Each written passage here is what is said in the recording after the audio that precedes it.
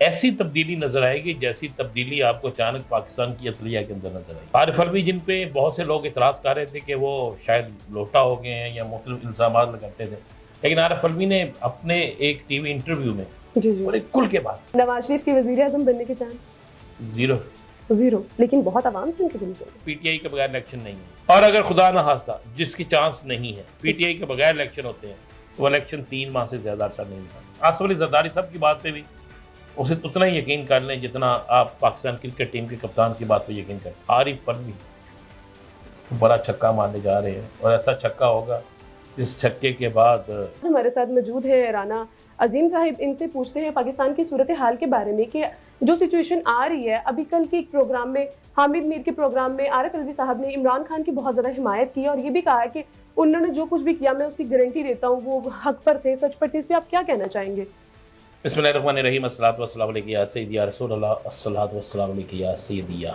देखें, गेम पलटने लगी है, बाजी पलटने लगी है। ये जो नवंबर का महीना है ना, इस नवंबर के महीने में 15 नवंबर के बाद आपको पाकिस्तान की सियासत में बड़ी ऐसी तब्दीली नजर आएगी जैसी तब्दीली आपको अचानक पाकिस्तान की अदलिया के अंदर नजर आई। अच्छा। यानी अचानक अदलिया ने ऐसे फैसले करने शुरू कर दिए जो पाकिस्तान की पूरी नज़ीर में, पूरी तारीख में नहीं हुई थी।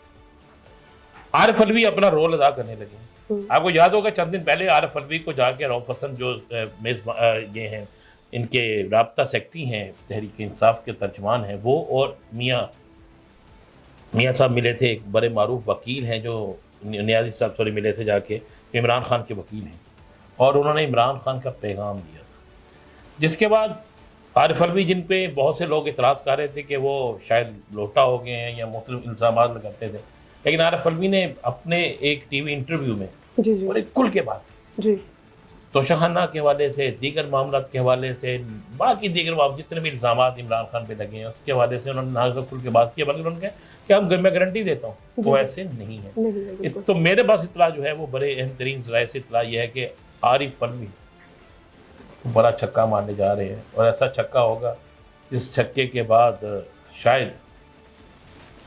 आपको लगता है ऐसा? क्योंकि पाकिस्तान में कोई भी ऐसा फैसला जो हो रहा है नया ही हो रहा है, हमने ये फैसले पहले 75 साल में तो नहीं देखे।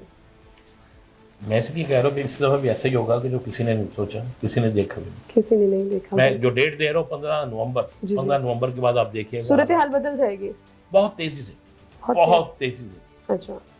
और दूसरा, आसिफ अली जरदारी साहब ने कहा है कि नवाज शरीफ को इलेक्शन का नहीं, इलेक्शन कमीशन को नवाज शरीफ का इंतजार था। जी बिल्कुल, आज तो आसिफ अली जरदारी बड़ा खुल के बोले, उन्होंने वाज़ेह कहा कि इलेक्शन इलेक्शन इलेक्शन, इसके लिए हम सब रोड रहे हैं, पीट रहे हैं, चीख रहे हैं, लेकिन नवाज शरीफ के मुंह से एक दफा भी इलेक्शन नहीं निकला। ना जलसे में बात की इलेक्शन की, न वैसे उसने कहा इलेक्शन कमीशन इंतजार कर रहा था कि नवाज शरीफ आए और उसके बाद मैं इलेक्शन करवाऊं, और नवाज शरीफ आ गया है, अब शायद इलेक्शन की कोई चुनीद हो। और साथ उन्होंने कहा हम किसी सूरत में भी अब मियां नवाज शरीफ के साथ नहीं चलेंगे। लेकिन आसिफ अली जरदारी साहब की बात पे भी उसे उतना ही यकीन कर लें जितना आप पाकिस्तान क्रिकेट टीम के कप्तान की बात पे यकीन करते हैं। अच्छा, मतलब 50-50 चांसेस हैं? नहीं, आपने तो बड़ा मार्जिन दे दिया। अच्छा, 50 भी नहीं है? हम अफगानिस्तान से हार गए इतना यकीन करके। पाकिस्तानी क्रिकेट टीम कुछ भी कर सकती है?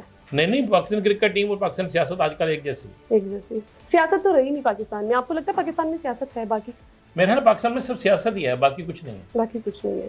सियासत हो रही है ना, आपसे, मुझसे, इस कौम से, सारी कौम से ये सियासत कर रहे हैं। बिल्कुल। और झूठ बोल रहे हैं। सियासत खिदमत का नाम था, लेकिन अब सियासत झूठ का नाम बन गया।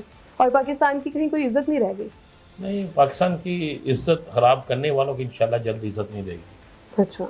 और शीरी मिजारी साहिबा ने भी कहा है कि पीटीआई के बगैर तो इलेक्शन मुमकिन ही नहीं। ये बर्फ पिघलने लगी है, ये बहुत बड़ी एक तब्दीली है। पीपल्स पार्टी का ये कह रहा है कि तहरीक इंसाफ के बगैर इलेक्शन किसी सूरत में काबिल कबूल नहीं है। बिल्कुल। अच्छा, उसके 2-3 वजूहात आपको बता दूं। वो जानबूझ के भी कह रहे हैं, इसलिए कह रहे हैं कि एक, अगर पीपल्स पार्टी हमदर्दी का वोट ले पीटीआई का, दूसरों ने बताया कि अगर पीटीआई इलेक्शन लड़ेगी तो फिर नून लीग हारेगी, अगर पीटीआई इलेक्शन नहीं लड़ती तो फिर नून लीग नहीं हारती। तो इस पे एक चीज ध्यान में रखिएगा, पीटीआई के बगैर इलेक्शन नहीं होंगे। अच्छा।